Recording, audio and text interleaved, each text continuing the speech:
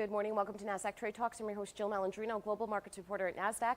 Joining me at MarketSite is Erik Serras. He's a co-founder of Ideal Properties Group, and we're going to focus on housing trends, particularly buying trends with millennials. Erik, it's great to have you back in studio with me. Let's talk about the first half of 2018 and some of the housing trends. Sure. We saw a bit more softness than we actually expected to during the course of the year. Property staying on the market a little bit longer.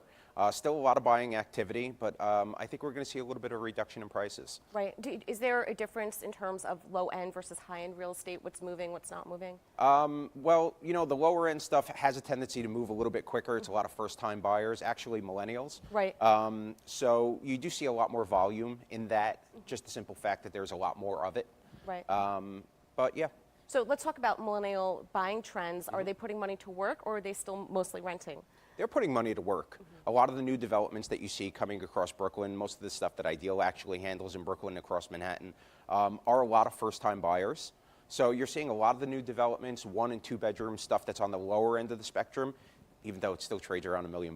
Right. Is I mean, that's getting fantastic jobs out of school, because I mean, we all know New York real estate is one of the most pricey markets on the planet. It's not cheap. Right, and so, well, let's talk about the impact of technology on real estate. I would imagine it's a very different market than it was even just 10, 15 years ago. Sure. Well, you know, we used to have all the information.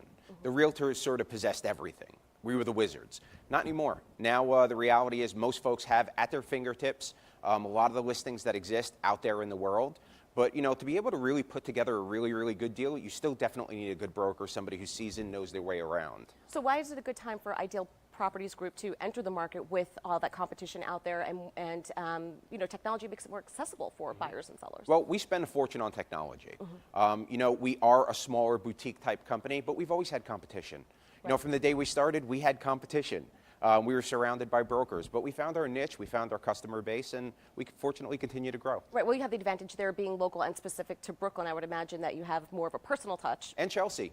Right. Yeah. Oh, so Chelsea and Brooklyn. So yeah. I guess what's considered more emerging areas of the city, or would you say they're mature at this point? Chelsea's pretty mature. Yeah. And Brooklyn is, you know, Brooklyn is a brand to itself. That's where folks all over the world want to live now. All right, and let's wrap it up. Your 2018 outlook. Do you think we're going to continue to see strength in the housing market, or any softness? I don't think we're going to see tremendous downward pressure on pricing. I think properties are going to sit on the market a little bit longer than anticipated. I do think we're going to see a slight drop in prices, and I think we're going to see less inventory coming out on the next quarter. Why are people hesitant to either buy or put their houses on the market right now? Because, well, if you do sell, you got to rebuy, right? And the vast majority of the sellers are young people who are still working here in the city. So it's not like they're going to leave anywhere. Right. It's not like you're relocating as much as well, right? You sell your $3 million house, you have to spend $3 million to buy a new one. Exactly. Well, thank you very much for joining us at MarketSite. Thank you, Jill. And thank you for joining me. I'm Jill Malandrino, global markets reporter at Nasdaq.